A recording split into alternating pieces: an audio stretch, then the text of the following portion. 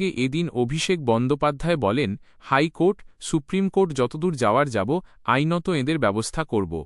আমার ওখান থেকে বুথ দখল হতো। সব মিথ্যে অভিযোগ। আমতলায় সাংসদ অভিষেক বন্দ্যোপাধ্যায়ের অফিসে বুলডোজার। অভিষেকের আমতলার ৫ তলা কার্যালয়ে বুলডোজার অ্যাকশন।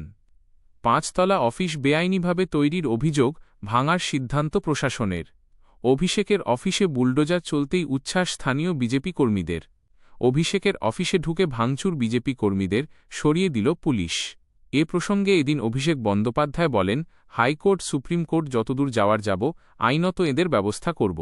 আমার ওখান থেকে বুথ দখল হতো। সব মিথ্যে অভিযোগ। বিজেপির কোনো বুথে এজেন্ট বসতে পারেনি, তার তালিকা দিতে বলুন না। 2024 যখন অভিযোগ জমা স্ক্রুটিনি হচ্ছিল, তখন বলতে পারেনি। নির্বাচন কমিশনই দেখে, তৃণমূল তো দেখে না। নাচলে না জানলে উঠোন ব্যাঁকা। 14-এ দাঁড়িয়েছিল গো হারা হেরেছে, 24-এ দাঁড়িয়েছিল গো হারা হেরেছে। প্রতিহিংসার রাজনীতি করে চলেছে। এর বিচার মানুষ করবে। আমার মানুষের উপর বিশ্বাস আছে।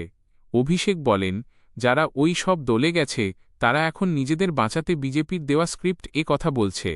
আমাকে যারা গালি দেবে, তারাই পুলিশের থেকে বাঁচবে।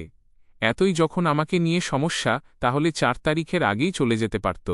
এখন হারের দায় যদি আমার হয়, তাহলে 24-এর জয়ের কারণও অভিষেক বন্দ্যোপাধ্যায়ই ছিল। আপনারা দলে ফিরুন, আমি ইস্তফা দেব। আপনারা দলে ফিরে এলে আমি 1 ঘণ্টার মধ্যে ইস্তফা দেব, বিদ্রোহীদের চ্যালেঞ্জ অভিষেক বন্দ্যোপাধ্যায়ের। এদিকে সাংসদ কার্যালয় নথিভুক্ত লিপস অ্যান্ড বাউন্সের নামে। দক্ষিণ 24 পরগনা জেলা পরিষদের কাছে বেআইনি নির্মাণের অভিযোগ দায়ের হয়েছে।